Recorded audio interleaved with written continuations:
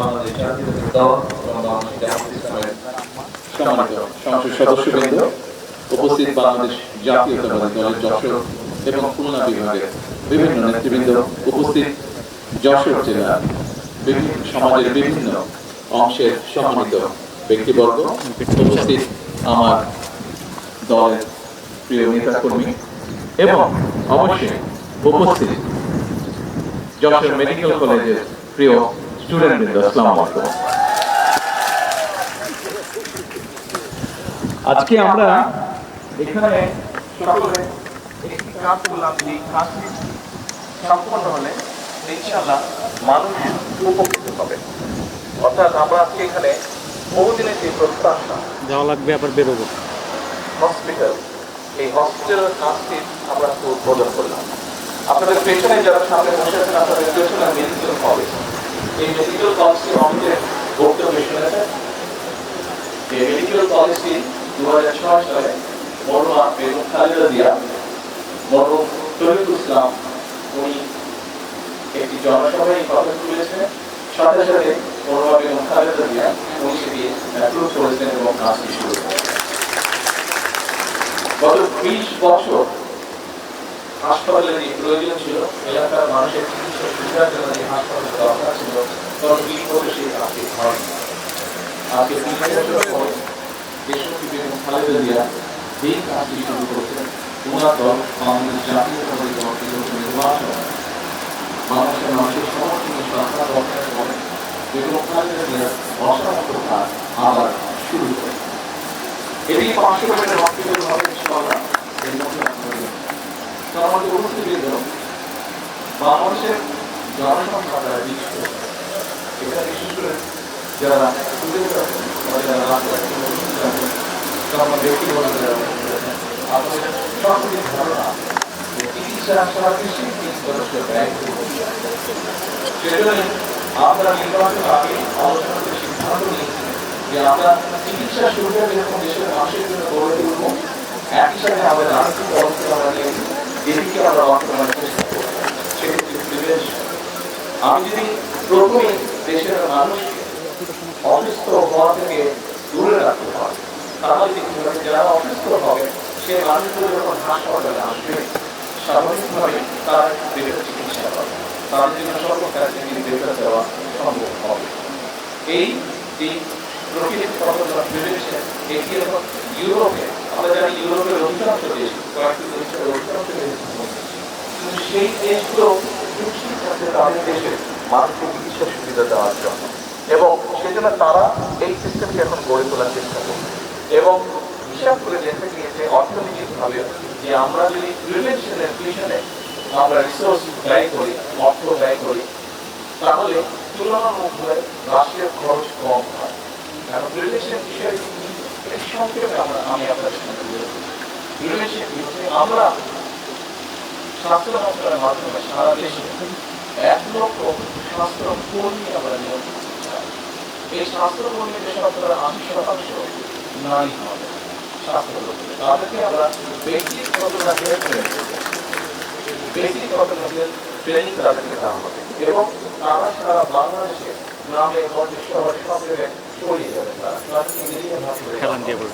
একজন স্বাস্থ্যকর্মী সে যেই গ্রামটি বা যেই ওয়ার্ডে সেখানে সে যাবে প্রত্যেকটি বাড়ি, এবং বাড়িতে গিয়ে সাধারণত আমরা জানি খাবার দাবার যেমন সবকিছু পরিমাণে সবকিছু দেখবার পরিমাণের নারী প্রধানদের নারী সদস্যের এখন আমরা যদি গিয়ে সেই নারী স্বাস্থ্যকর্মী থেকে পান, এবং সেই নারী স্বাস্থ্যকর্মীরা গিয়ে যদি সেই পরিবারের যে প্রধান নারী আছেন তাকে যদি উনি বোঝাতে সক্ষম হন যে পরিবারের সদস্যদেরকে কি কি খাবার কম দিতে যায়, কি কি খাবার কিভাবে উপস্থাপন করলে হার্টের অসুখ হবে, কি কি খাবার কিভাবে পরিবেশন করলে ডায়ালিসিস অর্থাৎ কিডনির সমস্যা হবে, তাহলে আমরা যদি এখানেই রোগীর সংখ্যা কমাতে পারি, জিনিসটা 1 দিন 5 দিন 7 দিনের বিষয় না, এটি বছরের পর বছর ধীরে ধীরে এটার রেজাল্ট আসতে সময় লাগবে, কিন্তু আমাদেরকে শুরু একদিক থেকে করতে হবে। তাহলে যেটি হবে স্বাভাবিকভাবে এই হাসপাতালটি যখন হয়ে যাবে 500 বেডের, এই হাসপাতালে চাপ কম পড়বে। যারা এই যে আমাদের সামনে অনেক নতুন স্টুডেন্ট আছে যারা ইনশাল্লাহ ডাক্তার হবে একদিন এবং এই হাসপাতালে ইনশাল্লাহ তারা কাজ করবে। কিন্তু এখন আজকে এখান থেকে যারা ডাক্তার হবে তাদের কাছে যদি এখন যেভাবে আছে সেইভাবে যদি প্রতিদিন তাদেরকে 100 রুগী দেখতে হয় একজন ডাক্তারকে, কিন্তু সেই 100 রুগীটাকে যদি আমরা কমিয়ে ফেলতে পারি, অর্থাৎ ছোটখাটো চিকিৎসা এবং মানুষকে অ্যাওয়্যার করার মাধ্যমে, সচেতন করার মাধ্যমে যদি সেখানেই আমরা মোটামুটি মানুষের অসুখের সংখ্যাটা কমিয়ে রাখতে পারি, অসুস্থ মানুষের সংখ্যা, তাহলে দেখা যাবে যে একজন ডাক্তারকে হয়তো 30টি রুগী দেখতে হচ্ছে। স্বাভাবিকভাবেই 100 বদলে যখন 30 বা কমে আসবে, যখন ডাক্তারের জন্য কিন্তু কনসেন্ট্রেট করা, অর্থাৎ একজন রোগীকে বেশি সময় দেওয়া সম্ভব হবে, একজন রোগীকে বেটার চিকিৎসা দেওয়া সম্ভব হবে। শুধু তাই নয়, আপনারা চিন্তা করে দেখুন এই হসপিটালটি যখন হবে স্বাভাবিকভাবে সরকারের পক্ষ থেকে 500 রোগীর ব্যান্ডেজ বলেন, ওষুধ বলেন বা অপারেশন থিয়েটারে যেসব বিষয় থাকে সেগুলো প্রোভাইড করা হবে। হয়তো দেখা যাবে রোগীর সংখ্যা আস্তে আস্তে বাড়ছে 700 800, কিন্তু সরকারেরও তো একটা ক্যাপাসিটি আছে। যেমন ধরেন আমরা যদি ঢাকা মেডিকেল কলেজের কথা ধরি, ঢাকা মেডিকেল কলেজে খুব সম্ভবত আমান কত, এটা 1500 বোধ হয় না, আমান 1500 না আমান, ঢাকা মেডিকেল কলেজ ডিজি সাহেব আছে তো ঢাকা মেডিকেল কলেজের, হ্যাঁ, কিন্তু অফিসিয়াল ক্যাপাসিটি কত? অফিসিয়াল 2600 বেড আছে, কিন্তু রোগী সংখ্যা কয় হতো আপনার? হ্যাঁ, দেখুন ঢাকা মেডিকেল কলেজ, আচ্ছা, ঢাকা মেডিকেল কলেজ এটির অফিসিয়াল বেড সংখ্যা হচ্ছে 2600, কিন্তু ঢাকা মেডিকেল কলেজে প্রতিদিন আসে 4000-এর মতন রোগী। এখন আমরা নিজেরাই চিন্তা করে দেখি, আপনি সরকার যে সাপোর্ট যেগুলা দিচ্ছে, ওষুধ বলেন, বেড বলেন, ডাক্তার বলেন, নার্স বলেন, ব্যান্ডেজ বলেন, যাই বলেন না কেন, 2600 ধরেন 3000-এ দিচ্ছে, সরকার দেখছে যে বেশি আসছে 3000-এ দিচ্ছে। আপনি প্রতিদিন 3000 রোগীকে অ্যাটেন্ড করছেন, কিন্তু তারপরে আপনার 1000 কিন্তু রয়ে যাচ্ছে। অর্থাৎ আজকের 1000, আগামীকাল আপনি 3000-এর মধ্যে, 4000-এর মধ্যে 2600 বা 3000-কে আপনি আজকে চিকিৎসা দিলেন, কিন্তু বাকি 1000 আজকে রয়ে গেল, 1000-কে দিতে পারলেন না। আগামীকাল যখন সকাল হবে, আগামীকাল আবার 4000 আসছে, এই 4000 3000-কে সাপোর্ট দিচ্ছে, কিন্তু 2000 আজকের 1000 এবং আগামীকালও রয়ে যাচ্ছে আবার 1000, অর্থাৎ 2000 প্রতিদিন কিন্তু এটা বাড়ছে, প্রতিদিন এটা বাড়ছে।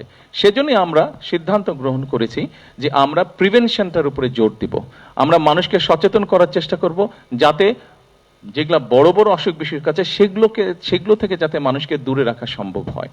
এটি গেল একটি বিষয়। আরেকটি আমরা করার চেষ্টা করছি, সেটি হচ্ছে যে প্রাইভেট পার্টনারশিপ আমরা হসপিটালকে নেওয়া চাই, পিপিপি যেটাকে বলে, এটি হচ্ছে ধরুন এই মুহূর্তে যদি আমরা দেখি, তাহলে আমরা দেখব যে সরকারের যত হাসপাতাল আছে, যত বেড সংখ্যা, যত ডাক্তার নার্স আছে, মোটামুটি ভাবে প্রাইভেট সেক্টরেও সারা বাংলাদেশের মোটামুটি ভাবে যেগুলো হসপিটাল, সেগুলোর বেড সংখ্যা, নার্স, ডাক্তার সংখ্যা মোটামুটি ভাবে একই রকম। এখন একটি হাসপাতাল হবে, এখানে যে হাসপাতালটি হচ্ছে, এই হাসপাতালটি হতেও অনেক বেশ 2-2.5 বছর সময় লাগবে। এর মধ্যে তো মানুষ অসুস্থ হচ্ছে, চিকিৎসার সুবিধা থেকে অনেকে বঞ্চিত হচ্ছে, হাসপাতালে যেতে পারছে না। যশোরে বোধহয় আরেকটি 250 বেডের হাসপাতাল আছে, হ্যাঁ, ওটাও বিএনপি সময় করা, যাই হোক বিষয় সেটা না, কিন্তু ওখানেও কিন্তু রুগী জমা হচ্ছে। এখন পিপি যেটা করতে চাচ্ছি, যশোরে নিশ্চয়ই কিছু প্রাইভেট হসপিটাল আছে যাদের কতগুলো, যেমন ধরেন ক্যান্সার অথবা কার্ডিয়াক পেশেন্ট অথবা ডায়ালিসিস, এই ধরনের বিষয়গুলোকে ট্যাকেল করার মতন তাদের সিচুয়েশন হয়তো আছে, তাদের সেই ইনফ্রাস্ট্রাকচার আছে।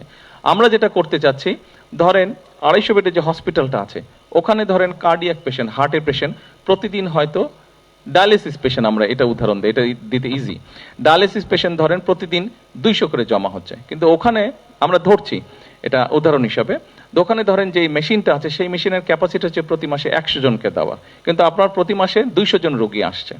আমরা প্রথম 100 জনকে সেখানে সাপোর্ট দিলাম, চিকিৎসা করলাম, বাকি যে 100 জন লাইনে জমা হচ্ছে, এদেরকে আমরা প্রাইভেট যেই হসপিটালগুলো আছে সেখানে আমরা চেষ্টা করব ধীরে ধীরে বিভিন্ন জনকে, সরকারের পক্ষ থেকে আমরা তাদের কাছে সেই রোগীটা পাঠাবো, সেই খরচটাও সরকারই বহন করবে। আমরা এইভাবে মানুষকে সার্ভিস দেওয়ার চেষ্টা করছি, কারণ আপনি এই যেই হাসপাতালটার ভিত্তিপ্রস্তর আমরা স্থাপন করলাম, এটা কিন্তু 2.5 বছর সময় লাগবে, কিন্তু আমরা পিপিপির কাজটা যদি শুরু করতে পারি, এর মধ্যে অলরেডি পাইলট প্রজেক্ট নেওয়া হয়েছে, এর মধ্যে অলরেডি কয়েকটিতে ঢাকা শহরে পাইলট প্রজেক্ট নেওয়া হয়েছে, 4টা হসপিটালে পাইলট প্রজেক্টের কাজ এর মধ্যেই শুরু হবে ইনশাল্লাহ। তাতে আমরা হিসাব করে দেখেছি তারপরেও সরকারের খরচ 1 নম্বর কম হচ্ছে, 2 নম্বর এই হসপিটালটা হতে 2.5 বছর সময় লাগবে, তাই না ইঞ্জিনিয়ার সাহেব? তো তাই বললেন 2.5 বছর সময় লাগবে। কিন্তু আমরা যদি ওই পলিসিটা ঠিক করতে পারি, আমরা হয়তো 2.5-3 মাসের মধ্যে মানুষকে সার্ভিস দেওয়া শুরু করতে পারবো, মানুষ চিকিৎসার সুবিধাটা পেতে পারবে। অর্থাৎ আমাদের লক্ষ্যটা হচ্ছে কত দ্রুত মানুষের কাছে চিকিৎসা সেবা পৌঁছে দেওয়া। আমাদের সরকারের লক্ষ্যটা হচ্ছে যে মানুষকে অসুস্থ হওয়া থেকে দূরে রাখা। আমাদের লক্ষ্যটা হচ্ছে মানুষকে সচেতন করে গড়ে তোলা। কারণ আমাদের সকলকে একটা মনে রাখতে হবে, আমরা যদি সামনে বাড়তে চাই, আমরা যদি দেশকে সামনে নিতে চাই, জাতিকে সামনে নিতে চাই, অবশ্যই একটি সুস্থ জাতির প্রয়োজন। সুস্থ জাতি যদি সুস্থ না থাকে, সবল না থাকে, তাহলে আমরা পিছিয়ে যাব। এবং সে লক্ষ্যেই বর্তমান বিএনপি সরকার কাজ করে যাচ্ছে। আজকে আপনারা এখানে যারা উপস্থিত হয়েছেন, আপনাদেরকে আমি আন্তরিকভাবে ধন্যবাদ জানাচ্ছি এবং আপনাদের সকলকে আমি অনুরোধ করব, আসুন আমরা যেই কাজগুলো শুরু করেছি, সংক্ষেপে আপনাদের সামনে স্বাস্থ্যর বিষয় নিয়ে আমি তুলে ধরলাম। সরকারকে আপনারা যদি সহযোগিতা করেন, তাহলে আমাদের জন্য পুরো বিষয়টি ইজি হবে যে এই কাজগুলোকে সামনে নিয়ে যাওয়া, যাতে করে আমরা বাংলাদেশের মানুষকে স্বাস্থ্যসেবা সহজেই তাদের ঘরে পৌঁছে দিতে পারবো, যাতে করে আমরা বাংলাদেশের মানুষের কাছে স্বাস্থ্যসেবা পৌঁছে দিতে পারবো, যাতে করে আমরা দ্রুততার সাথে বাংলাদেশের মানুষকে স্বাস্থ্য সার্ভিসটা আমরা দিতে পারবো। এটাই হোক আমাদের প্রত্যাশা, এটাই হোক আমাদের আশা, এটাই হোক আমাদের আগামী দিনের পরিকল্পনা। সকলকে আন্তরিকভাবে ধন্যবাদ। আসসালামু আলাইকুম। ধন্যবাদ মাননীয় প্রধানমন্ত্রী।